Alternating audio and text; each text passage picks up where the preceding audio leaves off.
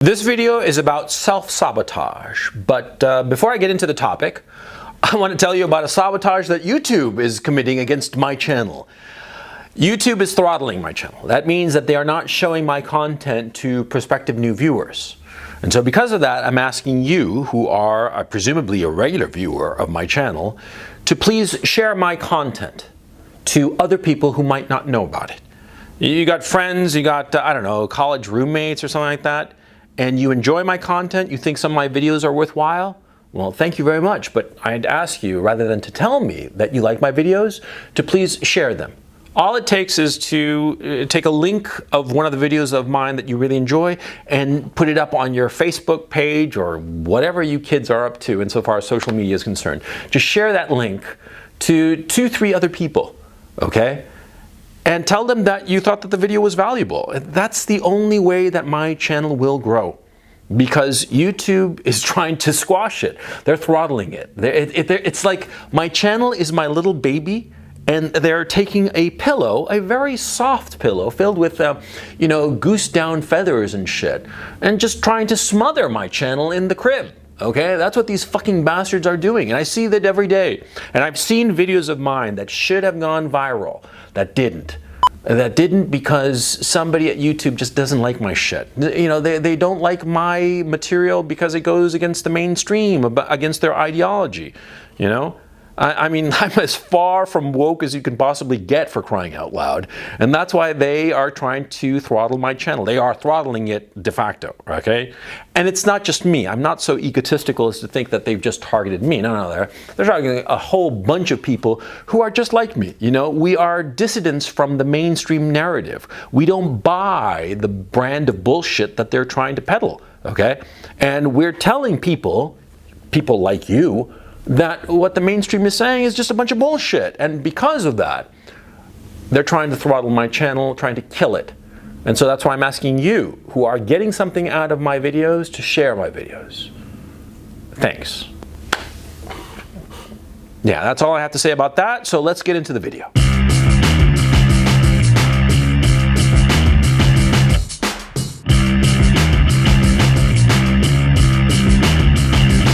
Self-sabotage is one of the most pernicious things that can happen to a guy. We've got a good thing going, whatsoever it may be, with a woman, with a job or a business, a social group, whatever it might happen to be, and we start doing things almost at an unconscious level that fucks up the good thing that we've got going for us. And you know, you got to ask yourself, well, why is it, you know? Why is it that a man does this? Why is it that you do this? Why is it that you act in a way that will kill the golden goose that you've got in your life?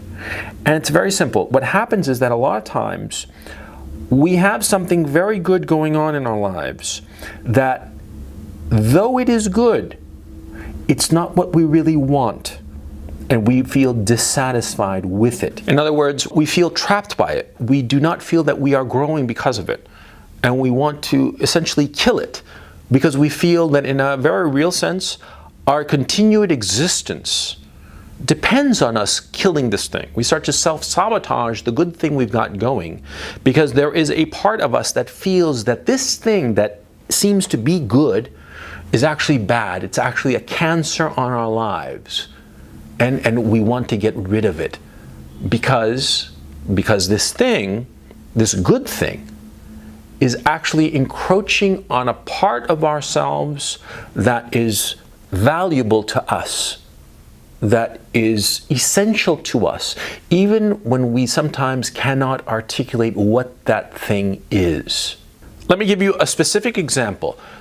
The self-sabotage that I have done in my life. More than once, I have been in a situation where I have been incredibly fortunate insofar as my work life is concerned.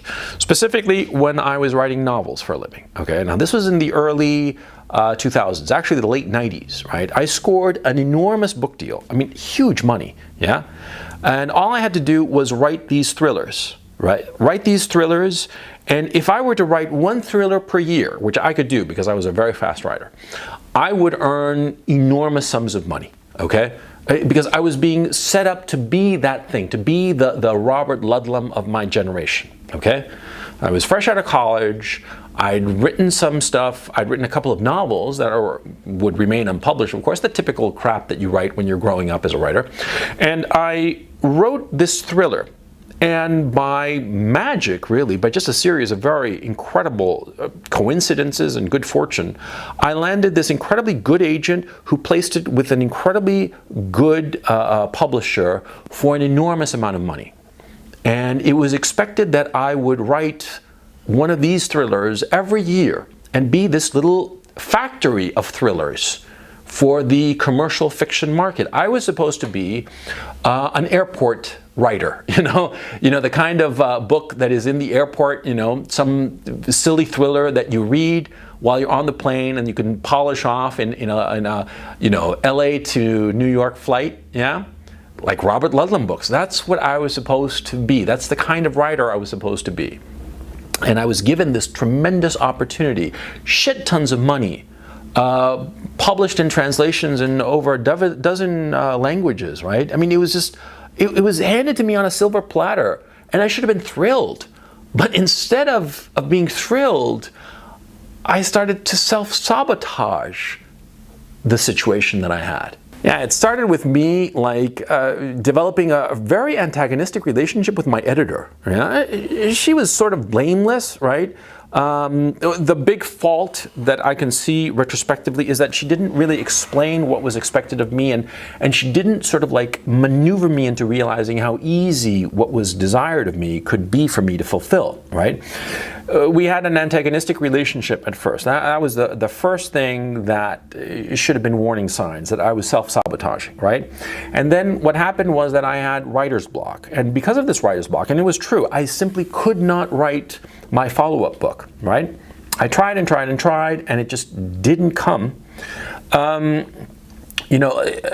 should have been a second warning sign, but it was excused away. The first time, the fighting with the editor, it was interpreted as, oh, he's temperamental, but he's such a good writer, because I was a good writer, and I was a very fast writer. Now, having a writer's block was interpreted as, oh, all this pressure and all the rest of it. And, finally, I delivered another novel, and it was actually better than the first novel, right? And so there was this expectation of he can still salvage his career, he could still be this thing, right? Even though the second novel, rather than being delivered, a year after the first, was delivered close to 4 years after the first, right? But it was very, very good, and it found a publisher. It was put out. It was sold for a shit ton of money to the movies, so that Sidney Pollack could produce it and Anthony Minghella could write and direct it, right? It was bought by Harvey Weinstein. That's how I know the son of a bitch. But anyway, I was on my way, but I kept self-sabotaging my career. I mean, I got to the point where I didn't even take my agent's calls, yeah, because I hated being a writer, or let me rephrase that. I was just trying to kill my own career, even though I had an incredible career. I had the goose that laid the golden eggs, and I was killing it little by little. And of course, now as a much older man with much more experience, I realized what was going on. See, I couldn't stand the notion that I had to be repeating myself over and over and over again to have a successful career. Because ultimately, that's what was expected of me. You look at a John Grisham novel, right? John Grisham, I admire him because every year he comes out with a new book. And it's been almost 30 years since his first book. And every year he comes out with a new book. And it's, another legal book, right? It's another law book. I don't really know. I haven't read him in decades, right? But I know more or less what kind of books he's writing. And he's successful, and they're bestsellers. And they make him a shit ton of money every year because he is delivering, okay? And that's what was expected of me, to write the same book over and over and over again. And what happened is that as a writer, I couldn't handle that. I couldn't handle it, and there was something else going on too, of course, is that, I realized only long after the fact that I wrote fiction when I was unhappy, okay? I wrote novels, stories, what have you, when I was feeling very unhappy and very miserable with my life. And it gave me distraction to write. I didn't care about writing per se. I've never dreamed of being a writer. I just was a writer. I was good at it. But it wasn't like a lifelong ambition and something I dreamed about being and having my little cabin in the woods where I could write all day. Fuck that. No, I liked partying and having a good time and meeting girls and having a social life. And the idea of being a writer cooped up in a room was not attractive.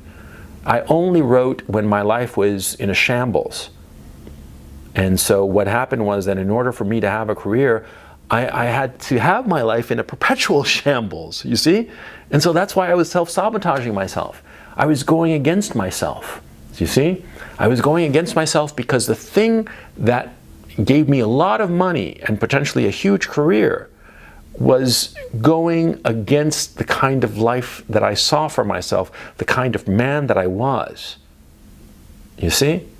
And so I was self-sabotaging my career as a writer because I felt, correctly or not, it doesn't really matter, but I felt that that life as a writer was smothering my life, and it was a struggle to survive. And see, that's the thing about self-sabotage. See, a lot of times what's going on is that you start to sabotage your own life, fuck up your, romantic relationship, fuck up your business relationships or work relationships, because the thing that you are doing, the thing that is laying the golden eggs, is not something that you particularly care for. You see? You see this with YouTubers of all people all the fucking time. Yeah, you get some YouTuber, and he did maybe 2 or 3 videos, and then all of a sudden his second or third video just explodes. It gets like 1 million views, right? And so the guy starts doing that video that got like 1 million views, trying to repeat that success over and over again, right? And he tries his darndest to do it, right? He doesn't really know why that particular video exploded, but it did. So he tries to do that same video, and he hates it, but he still does it because it makes him money. Because there's a lot of money to be made in YouTube, okay? No fooling around, okay? A video that gets, 1 million views, 1 million views at a CPM of, say, $7, that's $7,000. That's a lot of money.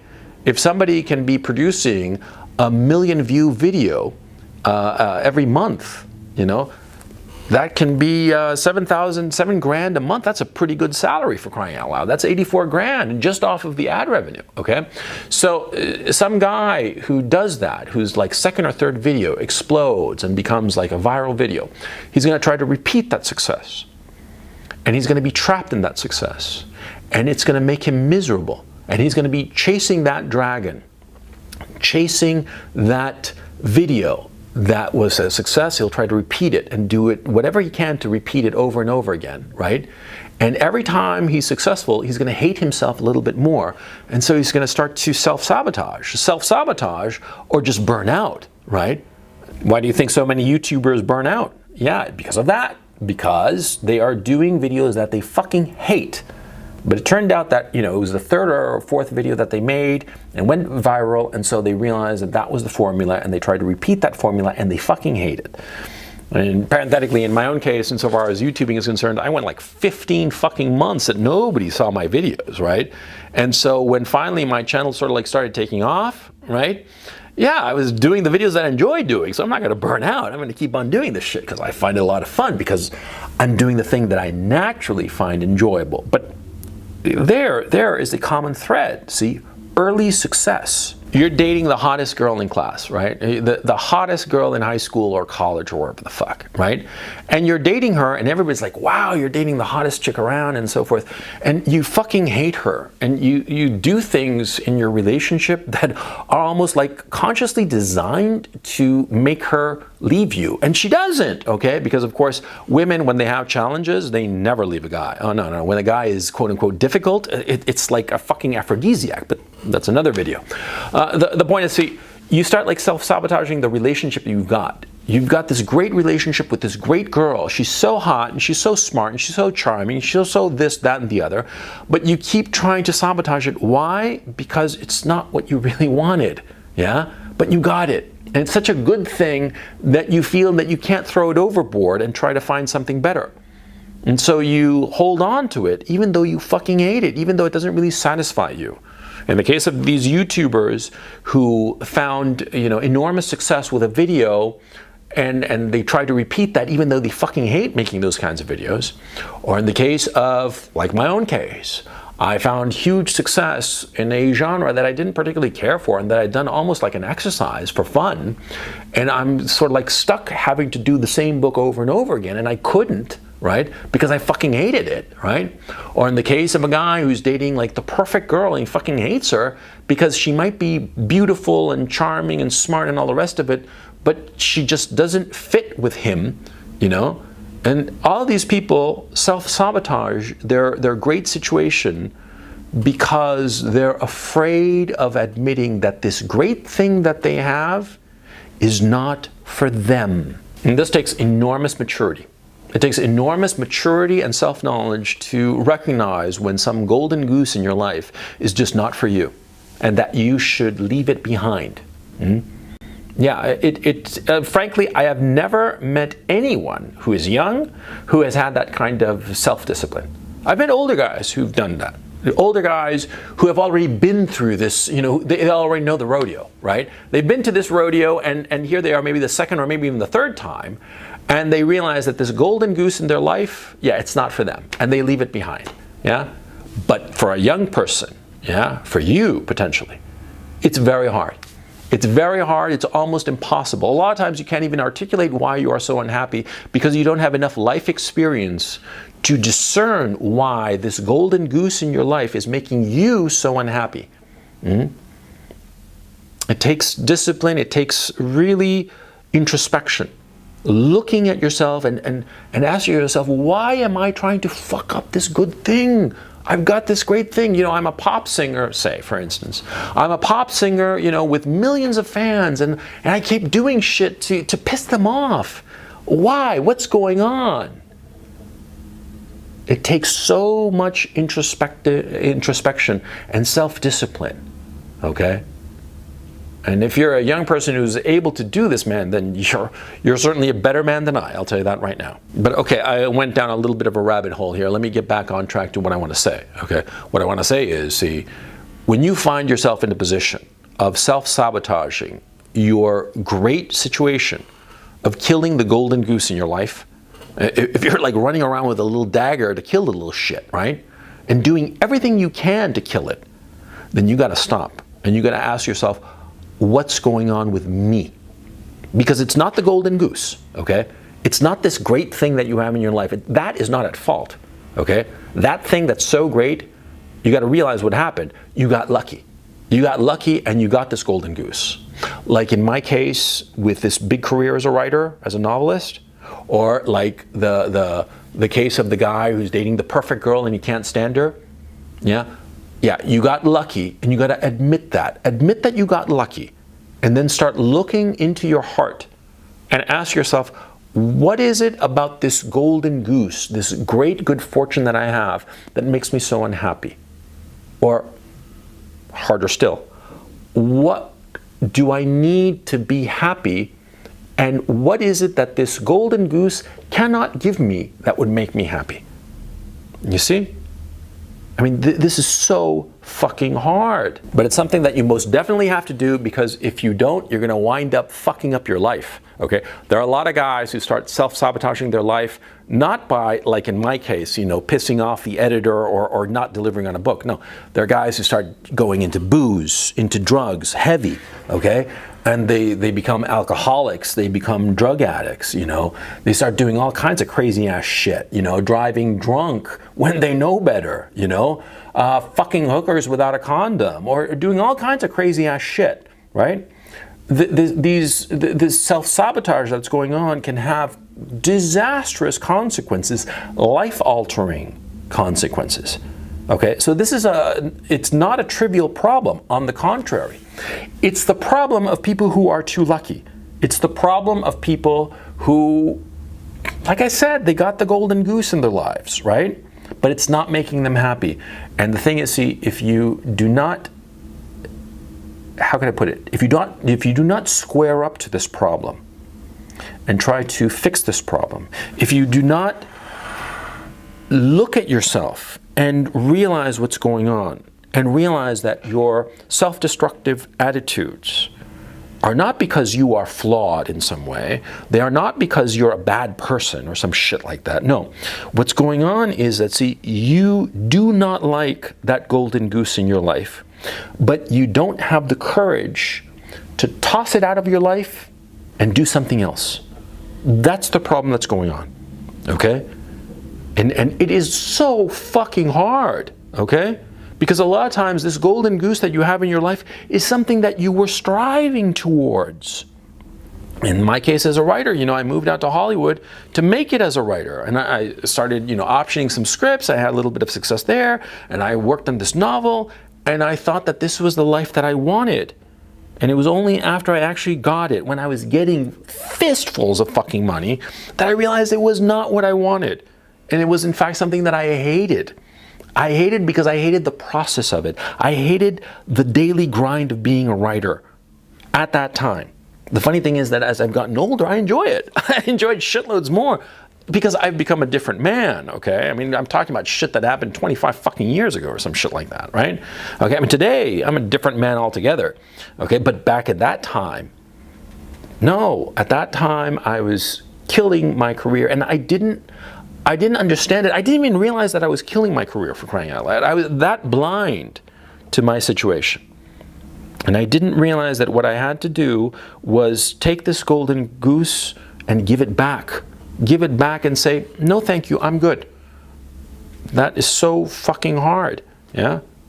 But it's what you have to do. Because like in my case, the things that I did to sabotage my own life were comparatively trivial. But there are men, decent men, good men, smarter than you and me put together, who wind up going for the booze, the drugs, coke, hookers, and all kinds of stupid shit, trying to escape from the golden goose in their life. And they wind up destroying their life permanently. Not like a little blip. They kill it. They kill it for good. Okay? You got to be very careful about that shit. Okay? The second you realize that you are trying to self-sabotage your life, the second you realize it at any conscious level, you got to stop right then and there and ask yourself, what the fuck is going on with me? Why am I trying to undercut this great situation that I currently have? Why is it that I'm picking a fight with this perfect girlfriend that I have? Why is it that I'm talking back to my boss at this great job that I have, and I'm talking back to him over some petty ass bullshit, Why am I not writing anymore or picking fights with my fucking editor? Why am I doing this? You have to ask yourself those questions. Because if things are going great in your life, if you're just sailing smooth, then you obviously are not self-sabotaging, and so just move on. Keep on doing what you're doing, right? But when you start doing stupid shit that undercuts your situation, ask yourself why you're doing it and look into your heart. It's fucking hard. I mean, I keep repeating this shit in this video, that you have to look into yourself. But examining yourself is the most important thing that you can do. Socrates himself said it 3,000 fucking years ago, know thyself, yeah? Yeah, it's easy to fucking say that. It's fucking hard to do it. But that's what you have to do. You have to look into your heart and understand why you are killing this golden goose in your life, why you are undercutting this good fortune. Why is it making you so unhappy? And figure out what makes you happy. That's the hardest thing possible, by the way. It's easier to figure out things that you don't like rather than things that you do like. But try to figure out what the things are that you do like and how you can either make this golden goose that you have closer to that, if possible, or else figure out where is the escape hatch and just chuck that golden goose and go out and find a new one.